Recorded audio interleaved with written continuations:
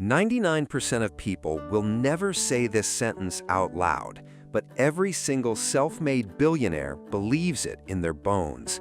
Here it is. The rules that keep everyone else safe are the same rules that keep everyone else broke.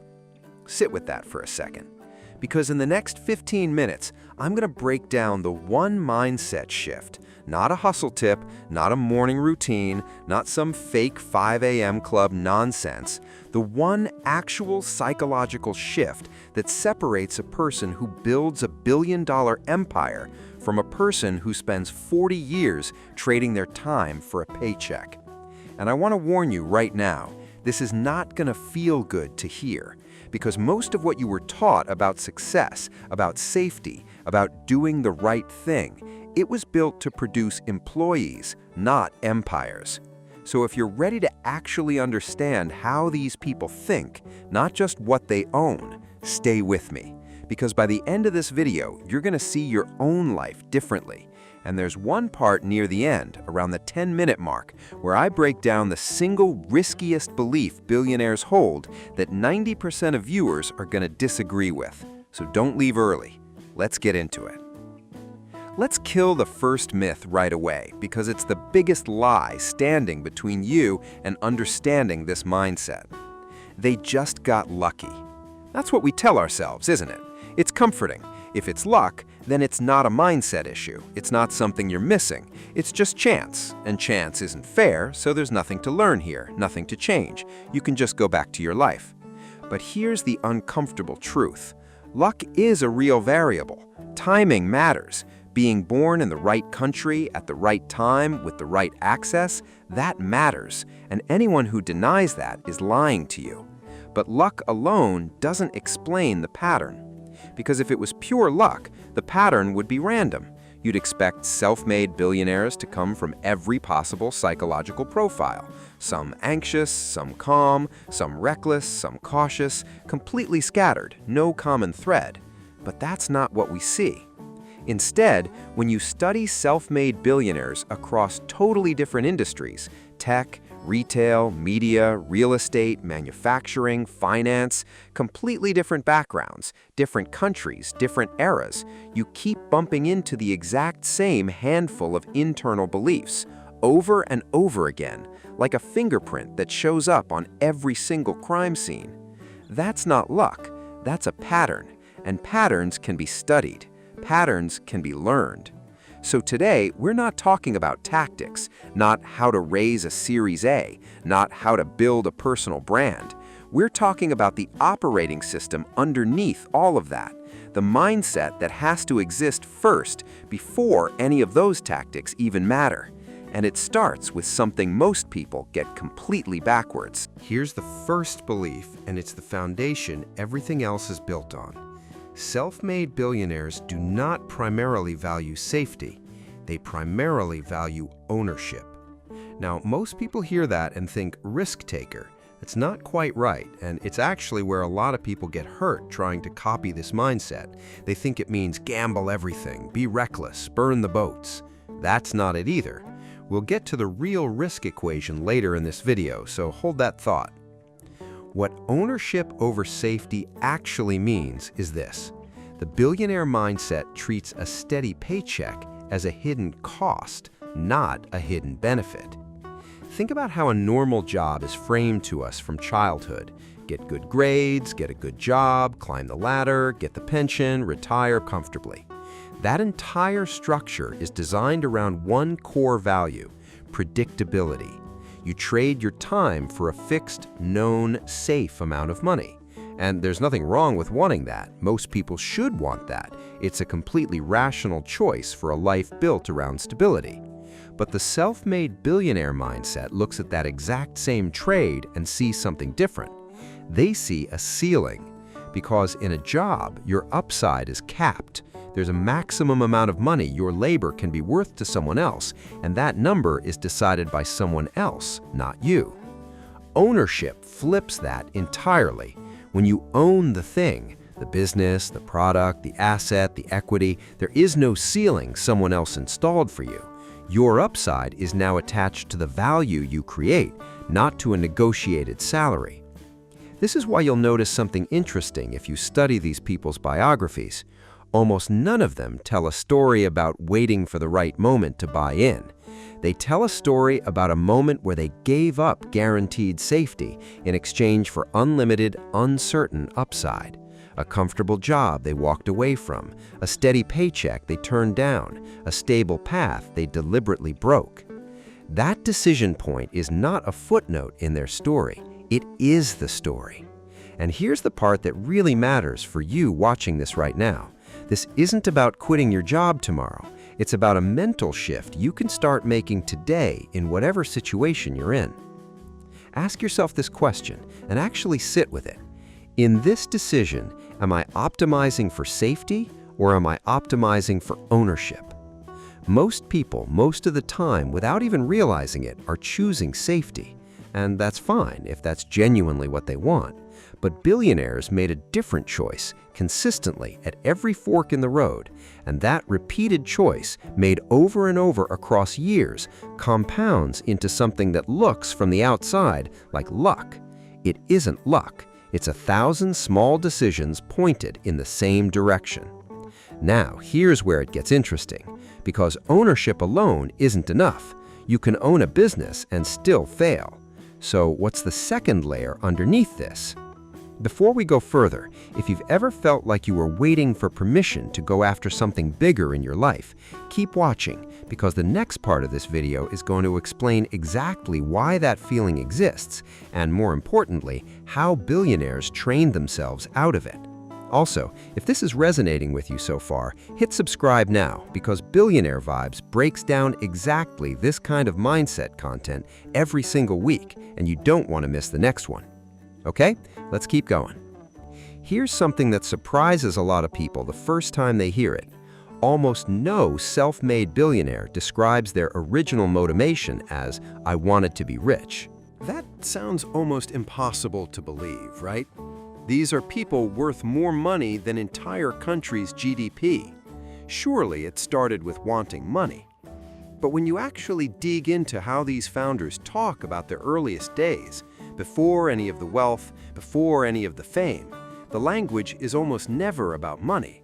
It's about a problem, a frustration, something broken that bothered them so much they couldn't let it go. This matters more than it sounds like, because it explains something people usually get backwards. Most people think, get the resources first, then you can build the ambitious thing. Self-made billionaires tend to flip it. Obsess over the problem first, and the resources will eventually follow the obsession. Why does this order matter so much? Because building something enormous takes years, often a decade or more, filled with rejection, failure, and moments where quitting would be the completely reasonable choice. If your only motivation is money, that motivation runs out. Money is an abstract number. It doesn't get you out of bed at 5 a.m. after a devastating failure. It doesn't make you pick up the phone one more time after your 100th rejection. But an obsession with a problem, a genuine, borderline irrational fixation on fixing something broken, that's a much deeper well of fuel. It's personal. It's almost identity level. And identity level motivation survives failure in a way that money level motivation never does. This is also why so many of these companies started as a reaction to personal frustration, rather than a calculated market analysis. A founder frustrated by how slow, expensive, or broken something was in their own life, who became almost annoyingly fixated on fixing it for themselves first, and only later realized millions of other people had the exact same frustration. The billionaire mindset isn't, "How do I get rich?" It's, "This problem is unacceptable, and I refuse to accept that it has to stay this way." The money, when it comes as a side effect of solving the problem at scale, not as the goal itself. And this leads to something almost paradoxical, but it's one of the most consistent patterns you'll find. The people who chase money directly tend to plateau. The people who chase the problem obsessively tend to accumulate money almost as an afterthought, because obsession produces quality, and quality at scale produces wealth. So if you're sitting there right now trying to figure out what should I build, here's the reframe. Stop asking what will make me the most money. Start asking what is broken in my own life that infuriates me enough that I'd work on fixing it even if nobody paid me for the first 2 years. That question gets you much closer to the actual mindset than any spreadsheet ever will. Now let's talk about the part of this mindset that is genuinely the hardest to copy, because it goes against basically everything human psychology naturally wants to do. Self-made billionaires treat failure as information. Most people treat failure as identity. Let me explain the difference, because it's subtle, but it changes everything. When most people fail at something, a business idea falls apart, a pitch gets rejected, a product flops, the brain does something automatic. It takes that external failure and turns it into an internal story. I failed quietly becomes I am a failure. The event becomes evidence about who you are as a person. And once failure becomes identity, something dangerous happens. You start avoiding situations where failure is possible, because it's no longer just risking a bad outcome, it's risking your sense of self. That's why so many people quietly stop trying new things as they get older. Not because they run out of ideas, but because each failure feels more and more like a referendum on their worth. The self-made billionaire mindset short-circuits this. Failure isn't converted into I am worthless, it's converted into that specific approach didn't work, here's what it taught me, next iteration. But failure stays external. It stays about the strategy, the timing, the execution, never about their fundamental worth as a human being. This is why you'll notice something odd if you look closely at these founder stories.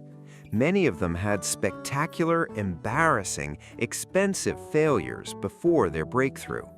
Products nobody bought, companies that collapsed, public humiliations. And instead of that failure ending their story, it became chapter 3 of a much longer book. That's not because they're immune to pain. They're not superhuman. Losing money hurts. Public failure is genuinely humiliating for anyone, billionaire or not.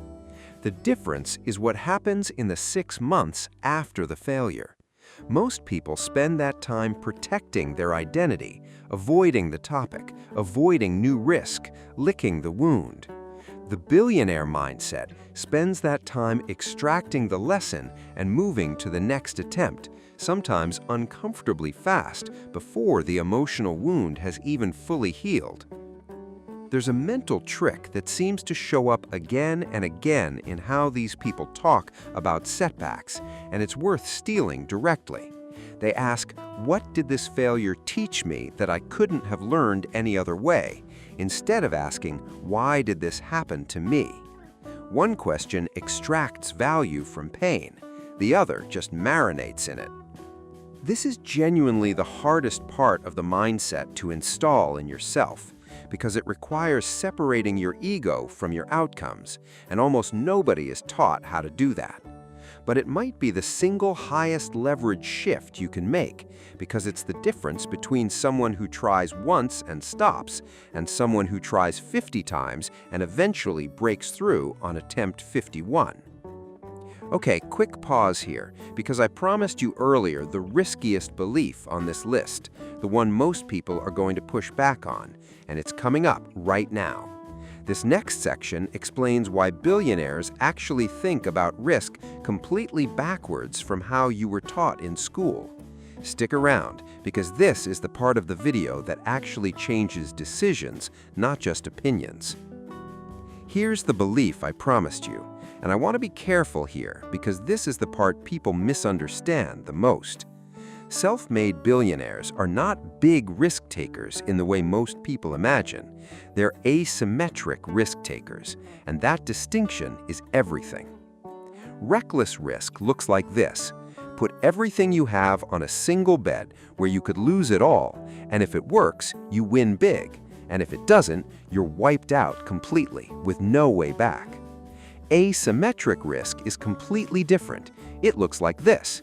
Structure your bets so that the maximum possible downside is small and recoverable, while the maximum possible upside is enormous and effectively uncapped.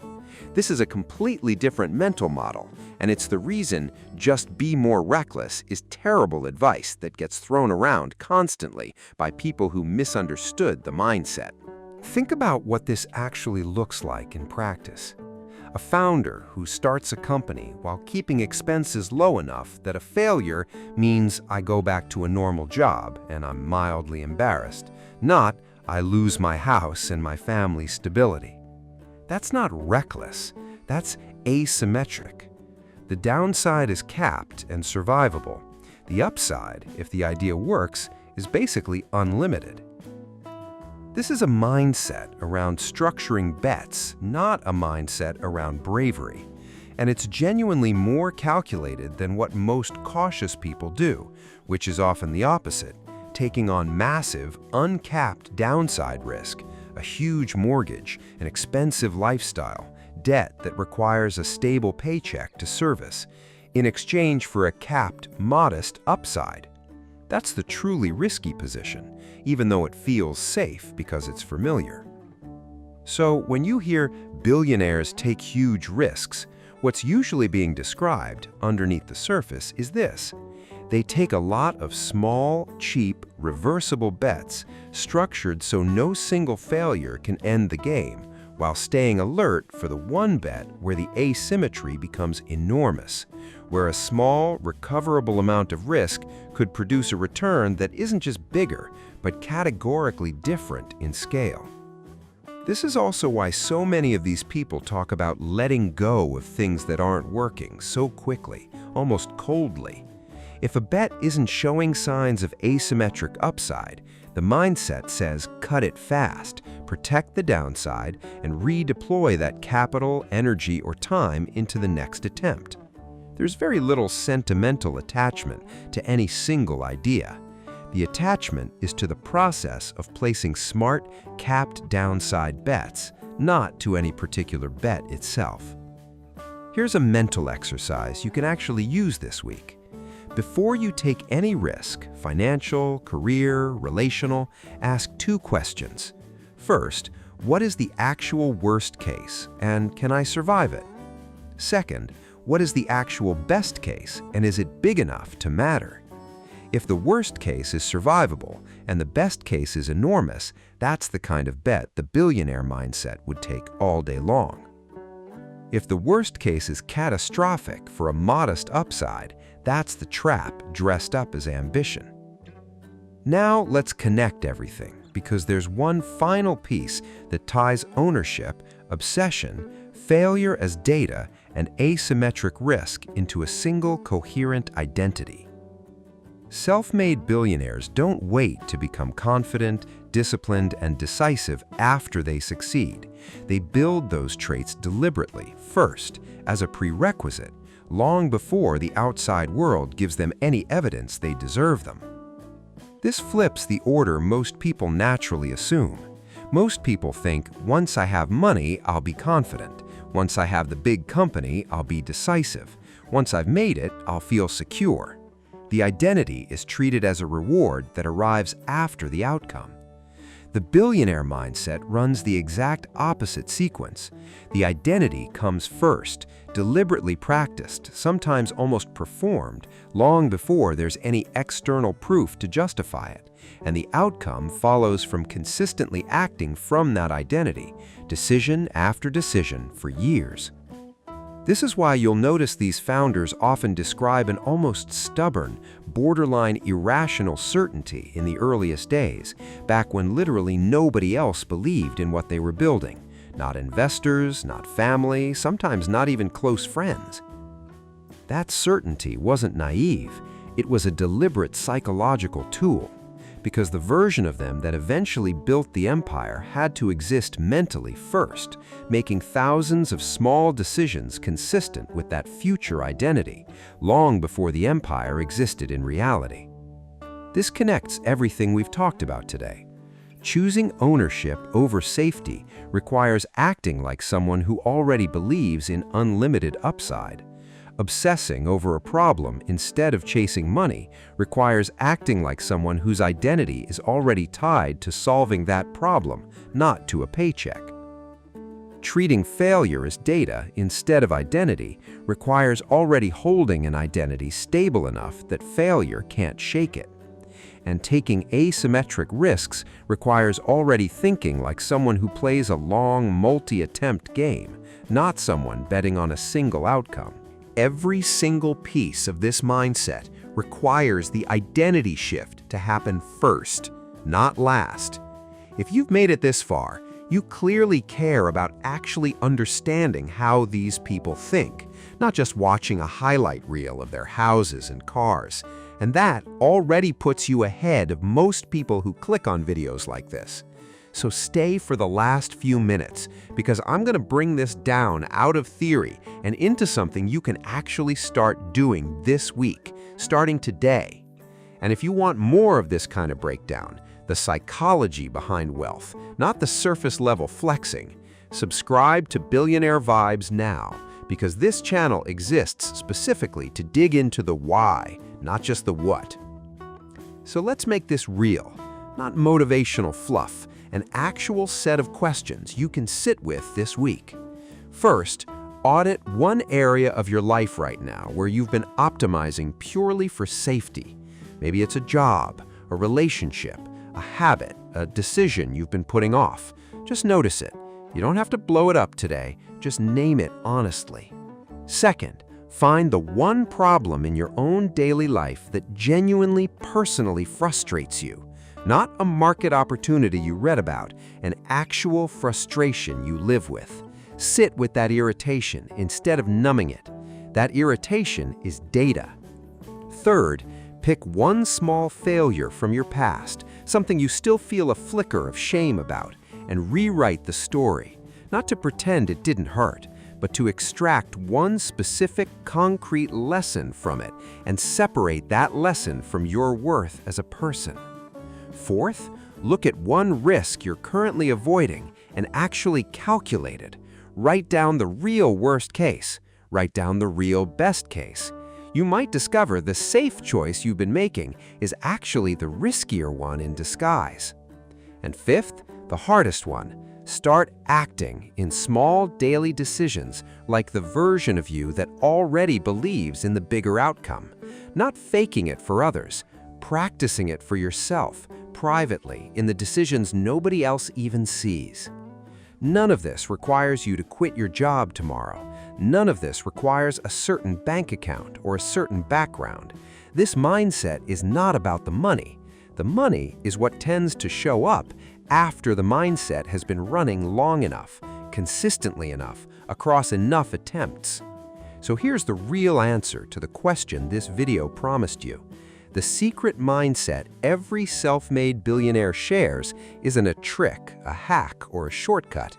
It's a set of internal defaults: ownership over safety, obsession over money, data over identity when it comes to failure, asymmetrical bets over reckless or overly cautious ones, and identity built deliberately before the outcome ever arrives.